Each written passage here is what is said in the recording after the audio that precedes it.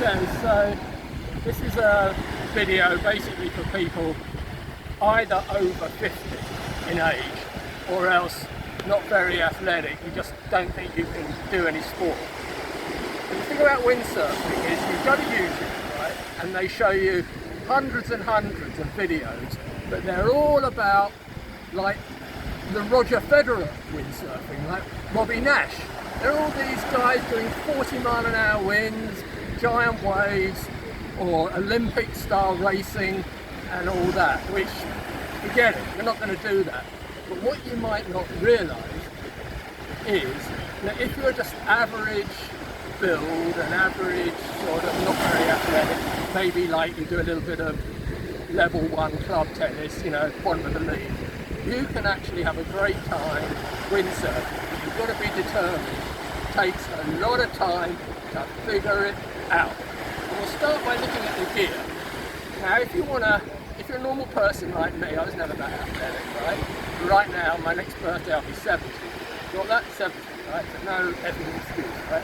So the first thing to do is board. And you look at the board there, and you'll see that is not what your typical YouTube windsurf board looks like. This is much bigger. So first thing you want to do is you want to get a long board like that, round about 200 litres.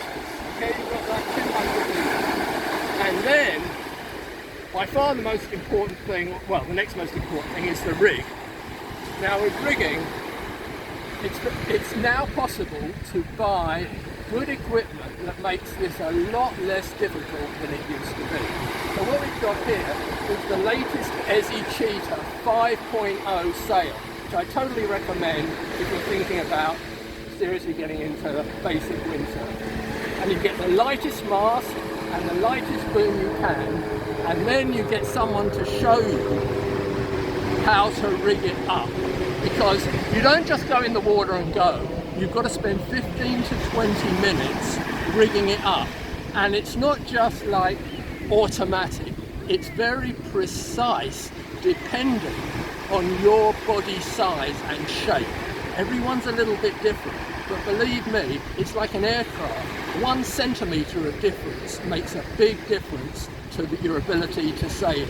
So take a look at that rig, and you'll see a lovely curve like an aircraft wing, everything nice and tight, and a nice strong, come and focus the one. Nice strong joint here. This is one of the main points of frustration for beginner windsurfers. You get scared because you don't want to go out there and you don't want the gear to fall apart.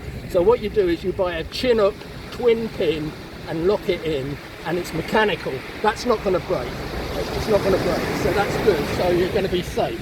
And the next important thing, and this is the thing that probably prevents a lot of people windsurfing, you have to find a location where, number one, the wind is gentle to moderate, like 5 to 18 miles per hour.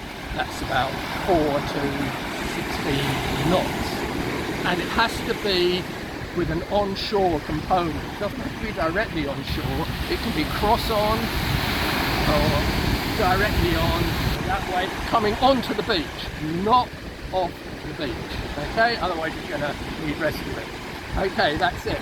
And remember, everything has to be set up right for you, and the only way to find that out is to try 3, 4, 5 sessions and then think, you know what, boom a little bit higher, 1 centimetre, boom a little bit lower, mast track a little bit up or down, and to what feels right for you. And everybody's different. Don't let anybody tell you. You've got to figure it out for yourself, for your own distribution of body. Okay? So once you've done all that, you've bought the gear, Cheetah 5.0, lightweight gear, longboard as light as possible, the lighter the better, and a little bit of protective gear for your body. Don't go out just in your swimsuit, you'll get sunburnt to hell. Okay, so protect yourself, and that's it. And then in the next video I'll show you how to get started. Okay, so we'll call it later.